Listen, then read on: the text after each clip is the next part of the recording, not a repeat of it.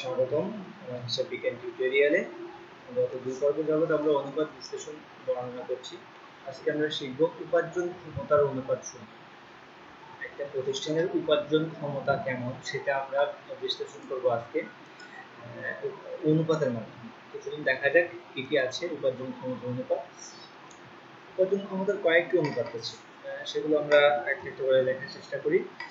মোট উপার্জন ক্ষমতা বলতে কি? একটা প্রতিষ্ঠানের উপার্জনের ক্ষমতা হবে। দেখি কি আছে। একটা হচ্ছে মোট মুনাফার অনুপাত।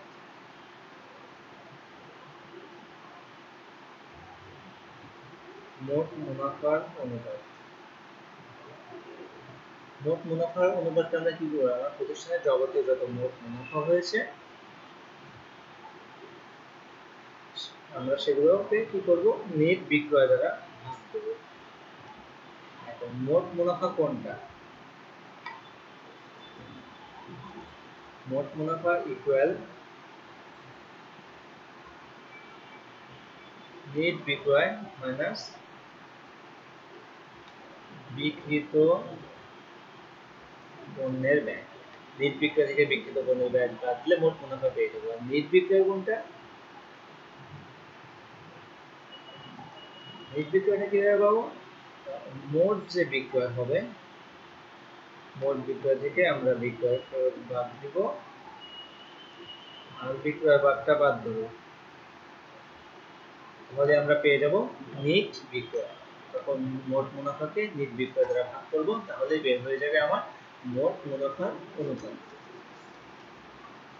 তারপরে 2 নম্বরে আছে হচ্ছে নেট মুনাফার অনুপাত। ওটা গেল মোট, এটা হলো নেট মুনাফার অনুপাত। নেট মুনাফার অনুপাত। নেট মুনাফার অনুপাতের আরেকটা নাম আছে, সেটা হচ্ছে প্রান্তিক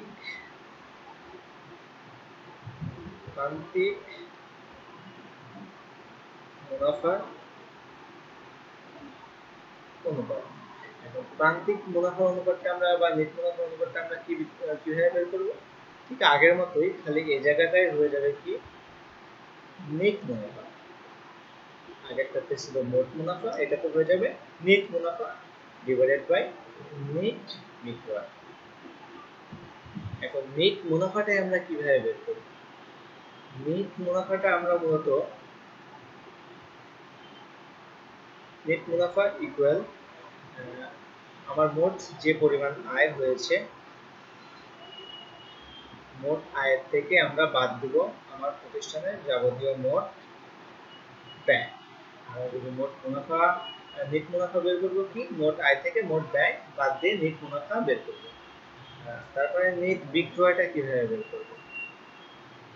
নেট বিক্রয়টা আমরা একটু আগেই দেখালাম, আরেকবার লিখি না, আর লিখবো না। এই যে নেট বিক্রয়টা আমরা এভাবে বের করি, মোট বিক্রয় থেকে বিক্রয় খরচ আর বিক্রয় বাট্টা বাদ দিলে বের হয় নেট বিক্রয়। আমি এবিও ক্যালকুলেশন করা আছে সেটা লিখব। 3 নম্বরে কি বলা আছে? 3 নম্বরে হচ্ছে যে একটা আছে, সেটা হচ্ছে সম্পত্তি হতে উপার্জন। আমার প্রতিষ্ঠানের যে সম্পত্তি আছে, সেই সম্পত্তি হতে কি পরিমাণ উপার্জন হচ্ছে সেটা আমরা জানবো। তাহলে এটা কি করে বের করব? আমার প্রতিষ্ঠানের যে নিট আয়টা আছে, এই নিট আয়কে আমরা ভাগ করব গড় সম্পত্তি দ্বারা। এখন একটা প্রতিষ্ঠানের নিট আয় কি করে বের করতে হয় আমরা দেখছি, আর হচ্ছে গড় সম্পত্তিটা কি করে বের করতে হয় এটা একটু দেখাই।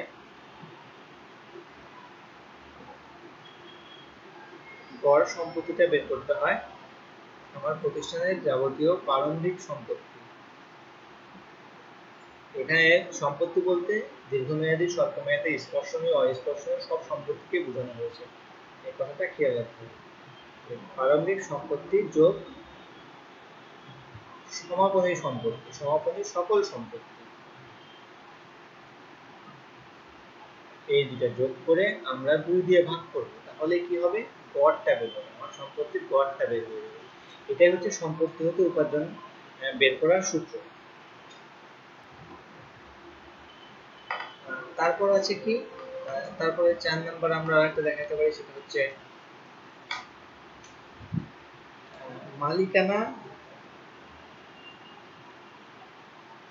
সত্ত্বের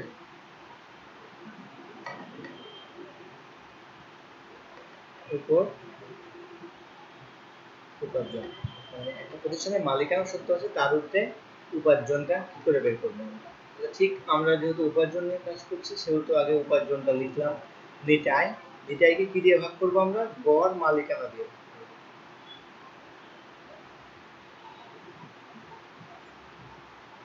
গড় মালিকানা সত্ত্ব দিয়ে ভাগ করব। নিট আয়কে আমরা গড় মালিকানা সত্ত্ব দিয়ে ভাগ করব। এখন নিট আয়টা কি করে বের করব আমরা? মোট আয় থেকে, একবার করলাম আর একবার করতেছি, মোট আয় থেকে মোট ব্যয় বাদ দেব, তাহলে নিট আয় বের হবে। আর গড় মালিকানা সত্ত্ব কি করে বের করব? একই রকম যেটা আমরা সম্পত্তিতে বের করব, প্রারম্ভিক মালিকানা সত্ত্ব থেকে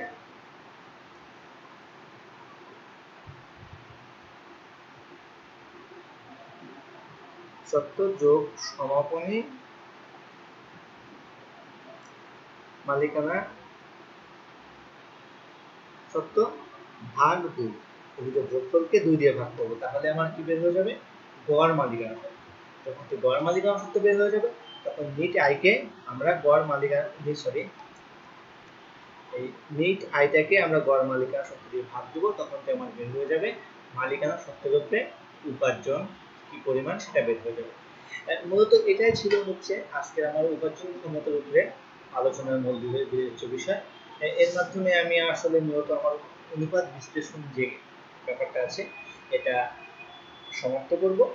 কারণ এছাড়া আরো অনেক অনেক অনেক অনেক অনুপাত বিশ্লেষণ আছে, যেগুলো এতগুলো দেখানো সম্ভব না টিউটোরিয়ালের মাধ্যমে। আপনারা নিজ দায়িত্বে সেগুলো দেখে নেবেন, আর কোথাও বেঁধে গেলে তো কারো কাছে হেল্প নেবেন, আর বাধার কথা না। তবে আমি যেগুলো দেখিয়েছি একটা প্রতিষ্ঠানের জন্য মূলত এই অনুপাতগুলোই রাখা হয়, এই অনুপাতগুলো সবচেয়ে বেশি আছে। আর কিছু কিছু অনুপাত আছে যেগুলো খুব রেয়ার, হাতে গোনা 2-1 জায়গায় আসে, সেগুলো আমরা এর জন্য দেখালাম না। আশা করি কিছুটা হলেও আপনারা বুঝতে পারছেন। আপনারা বুঝতে পারলে আমার কষ্ট সার্থক। আর আপনারা অনুপাত বিশ্লেষণ নিয়ে আরো কিছু কাজ করবেন, দেখা সুন্দর করে বোঝার চেষ্টা করবেন। আর প্রত্যেকটা অঙ্ক আপনারা এরকম করে লিখে লিখে করবেন। আমি এক উদাহরণের মাধ্যমে এর পরবর্তী টিউটোরিয়ালে বুঝিয়ে দেবো যে আসলে কেমন করে করা উচিত। তো ঠিক আছে, এ পর্যন্ত সবাই ভালো থাকবেন, সুখে থাকবেন, শান্তিতে থাকবেন।